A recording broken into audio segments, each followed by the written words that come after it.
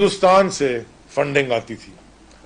اگر آپ لوگوں کو یاد ہوگا کہ یہ میں پچھلے 10-12 سال سے اس بات کے اوپر یہ میں ہمیشہ سے کہتا آیا ہوں کہ یہ ایک فورن جو خاص طور پہ جو لندن والے تھے الطاف حسین اور ان کے جو ادھر بیٹھے تھے لوگ, یہ ایک فورن فنڈڈ ٹیررسٹ آرگنائزیشن ہے.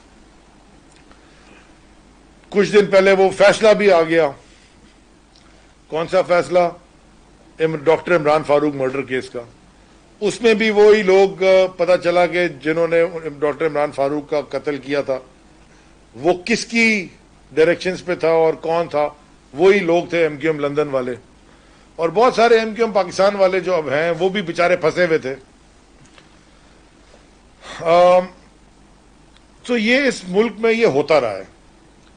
انٹرسٹنگلی اسی لیے 2017 میں میرے خیال میں سپٹمبر یا اکتوبر 2017 میں ان ساری چیزوں کو دیکھتے ہوئے میں پرائم منسٹر عمران خان صاحب اس وقت چیئرمین, اس وقت کے چیئرمین اور باقی پارٹی سے مشاورت کے بعد میں سندھ ہائی کورٹ میں ایک پٹیشن لے کے گیا, اور وہ یہ تھی کہ جو اس شہر کے ساتھ جو پاکستان کا سب سے بڑا شہر ہے, دنیا کے دوسرے تیسرے چوتھے بڑے شہروں میں آتا ہے, کاسموپولیٹن سٹی ہے, فائنینشیل ہب ہے, اس شہر کے ساتھ جو زیادتیاں ہوئی ہیں اور جن لوگوں نے کی ہیں اور جو بڑے بڑے ہیں ان کے اوپر جی آئی ٹیز بنی ہیں, اور ان جی آئی ٹیز کو پبلک ہونا چاہیے.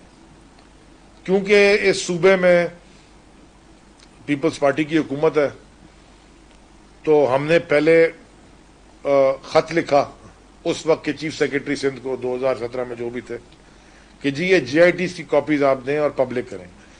اس کی وجہ کیا تھی کہ جو ٹی وی کے اوپر جی آئی ٹیز کی کاپیاں چلتی رہی ہیں اور جو اکثر آپ کے سارے چینلز کے اوپر اینکرز نے ڈسکشن کی ہے, بریکنگ نیوز چلی ہے کہ جی 1 پیج آ گیا 2 پیج آ گئے, اس کے اندر جو انکشافات ہیں اپیرنٹلی وہ بڑے خطرناک ہیں.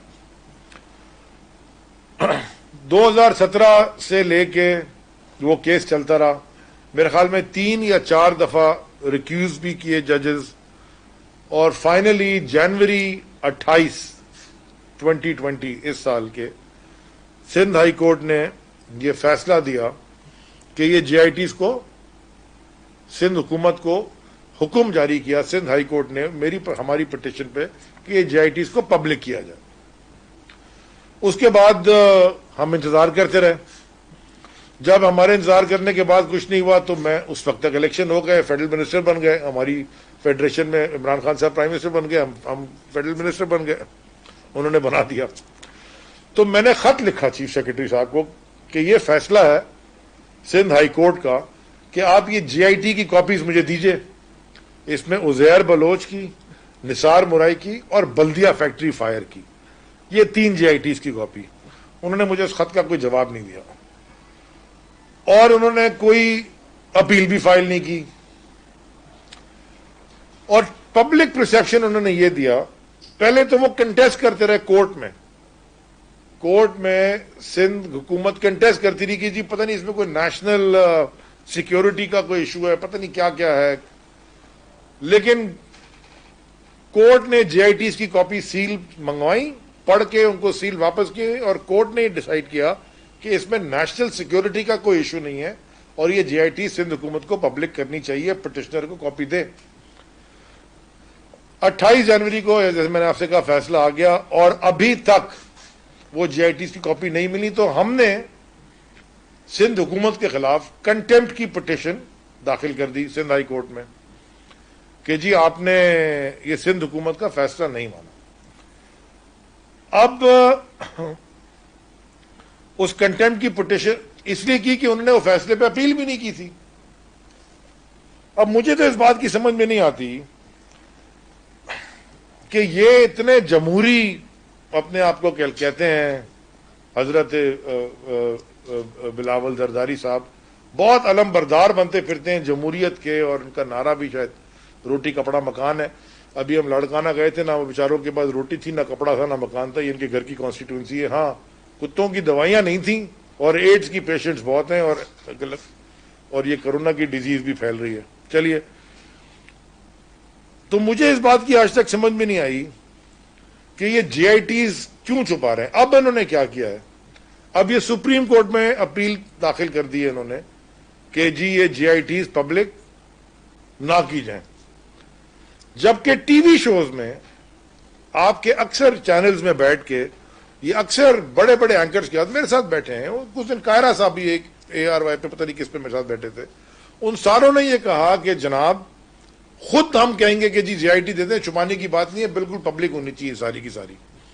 اس طرف یہ حکومت ہے, عمران خان صاحب پرائم منسٹر ہیں اور ٹرانسپیرنسی میں بلیو کرتے ہیں, اور پوری حکومت ہماری کہ جی شوگر کی رپورٹ آئی, ہماری حکومت نہیں بنی اور ہم ہی نے پبلک کی.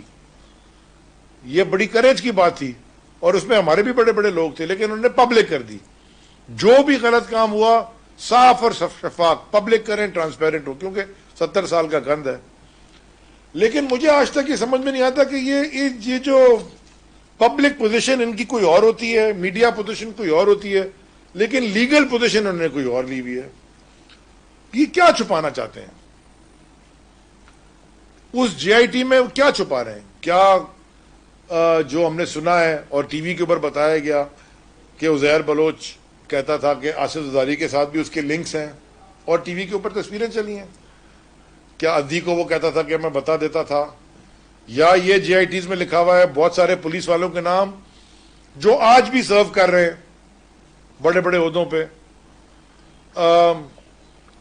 آپ کو یاد ہوگا کچھ دن پہلے میں نے ایک ٹویٹ بھی کی, مجھے شک تھا کہ عزیر بلوچ کی جان کو خطرہ ہے, کیونکہ اگر جے آئی ٹیز آ جاتی ہیں, وہ تو پرائم وٹنس ہے, کی وٹنس ہے وہ جے آئی ٹیز کے اندر, اور وہ اس کو مارنا دیں جیل میں, کیونکہ سندھ حکومت یہاں بیٹھی ہوئی ہے. اور اگر بھول جائیں کسی کوئی تو میں یاد دلا دوں, شہنشاہ خالد شہنشاہ نہ بھولیں, یہی قتل ہو گیا اس کا کراچی میں. وہ بلال شیخ تھا زرداری صاحب کا گارڈ, وہ بھی قتل ہو گیا. پلس جو ابھی حالات چل رہے ہیں اور وہ کہتے ہیں کہ جی فوراً پتہ نہیں اس میں کیا ایلیمنٹس ہیں, اور جو ہیں مطلب یہ جو حالات جو ابھی ہوئے ہیں تو کلیم بھی کر لیا ہے وہ ایم کیو ایم لندن نے اور یہاں کی سندھ کی کوئی جماعت نے, جو 3 دھماکے ہوئے ہیں. ان سارے چیزوں کو پہلو میں رکھتے ہوئے یہ کیا نیشنل انٹرسٹ کے اگینسٹ کام نہیں کر رہا سندھ کی پیپلز پارٹی کی حکومت کہ وہ جے آئی ٹیز کو روک رہی ہے؟ اس کی تو کوئی سمجھ میں نہیں آتی, کیونکہ پبلک پوزیشننگ اور میڈیا پوزیشن ان کی یہ ہوتی ہے کہ جو جے آئی ٹیز ہیں وہ ہم نہیں روکیں گے, اور ہم کہیں گے ہم آپ کو دے دیں گے, کورٹ آرڈر کرے گی. تو بھیا کورٹ نے تو آرڈر کر دیا, بلکہ آپ تو کنٹمپٹ میں ہو گئے, آپ نے جب ابھی تک دی نہیں. اور اس کے اوپر اب آپ سپریم کورٹ میں اپیل کرنے چلے گئے. سپریم کورٹ کا جو فیصلہ سر آنکھوں پہ, ہم اس کو کنٹیسٹ کریں گے جا کے. اور میں خاص طور پہ عمر سومرو صاحب کا شکر گزار ہوں, ہمارے وکیل صاحب, انہوں نے بڑی بہادری سے یہ کیس اور پرو بونو, کیونکہ یہ اس وقت 2017 میں کوئی لینے کو تیار نہیں تھا, لیکن حق کی بات تھی, تو مجھے بڑا اچھا لگا کہ عمر نے لیا. اس کی جو لیگل لکوناز ہیں میں چاہتا ہوں کہ عمر آپ پلیز ذرا بریف کر دیں اس کی. تھینک یو علی. دیکھیں جی, پہلے تو میں یہ کہوں گا کہ اس پٹیشن کا جو مین تھرسٹ ہے, جو مین ایمفیسس ہے, وہ سیاسی نہیں ہے. یہ پٹیشن ان لوگوں کو, ان اعلیٰ افسران کو ایکسپوز کرنا چاہتی ہے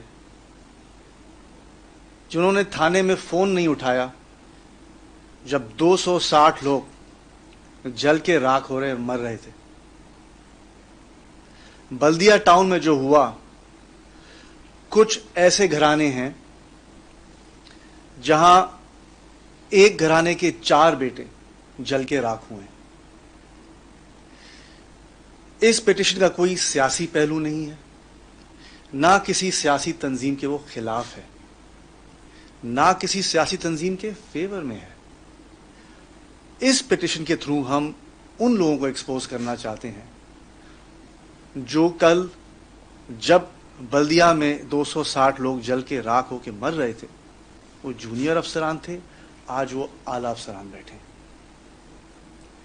جو عزیر بلوچ کی پٹیشن ہے یا جی آئی ٹی رپورٹ ہے, ان میں کچھ ایسے لوگ ہیں